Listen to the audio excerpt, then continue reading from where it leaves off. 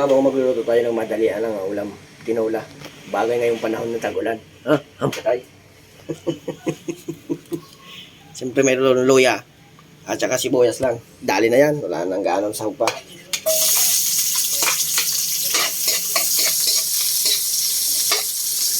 Igisa lang natin yung sibuyas. Para mag-amoy sibuyas. At saka luya. Pagito mo na kay mama mo yan. Para ano may ginagawa. Ibubuhalin niya eh. Oo. Wow, ibubuhalin niya eh.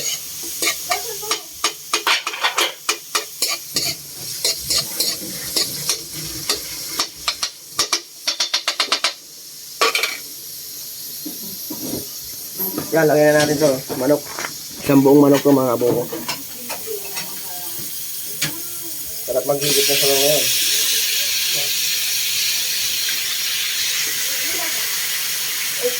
Boss, bilang mo nga pong patis snack. Wala ka ng patis ko dito eh. Yun, yan, unsin na yan. Repack lang. Kapak? Oo. Yan mga kabuko. Update na lang mga kabuko. Yan mga kabuko. Lagyan na natin ng ano, pampanasa. Yan.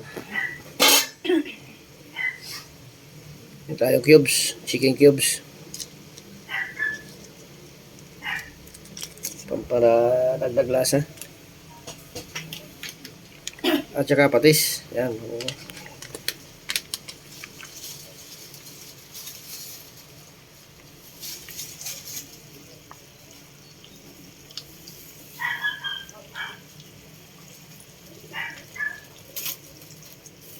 Goods na yan mga bro.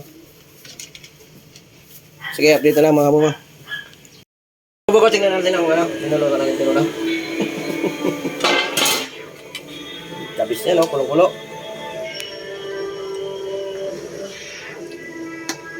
Sarap yan, ngayon taglamig. Ito yung tinulang lalagyan natin ng kalamansi mamaya. Lagay na natin yung sayuti. Ah! Init!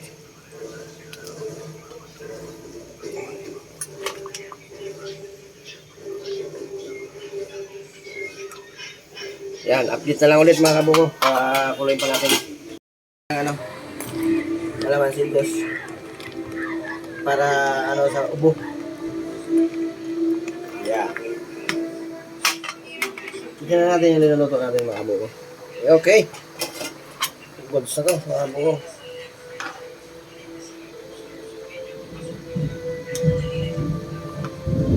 Gusto yung kalamansi.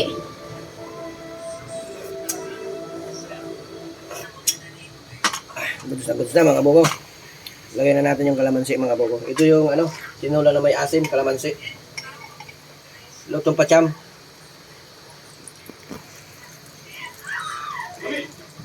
Napakasarap nito mga kabuko. Lagi ko itong ginagawa.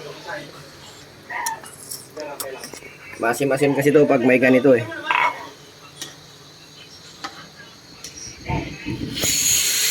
Kabisyo yung tag-ulan mga kabuko. Siyempre may konting malunggay tayo pero para medyo healthy pa. Lagyan na natin yan mga kabuko. Baka ilagay pa ng iba kaya ilagay na natin.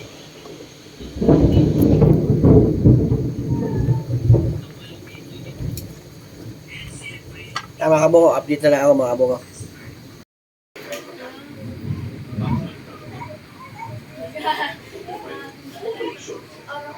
Sagot ko na yun. Basta yan na ako din. May kakausap.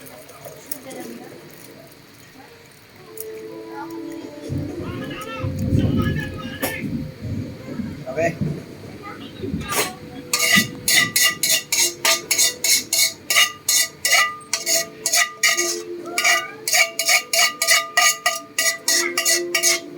Picture lang mo ito.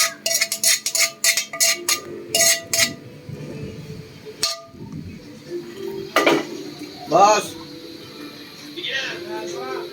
Kain na! Sabay-sabay na!